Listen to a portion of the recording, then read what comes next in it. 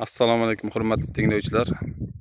Mana bugun Oqoltin tumani Bo'ston mahallasi 345-A konturdamiz.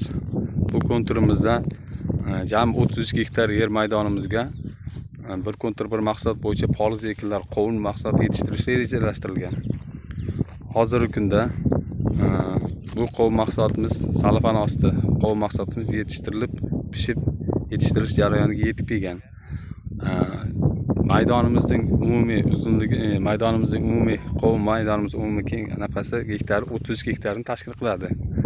Ushbu qovun maydonimizda hozirgi kunda dehqonlarimiz oxirgi ishlab berish jarayoniga yetib kelib, shira hamda chirkaylarga qarshi ishlab berilib, oltin gugurt hamda turli mineral o'g'itlarni solib yetishtirgan.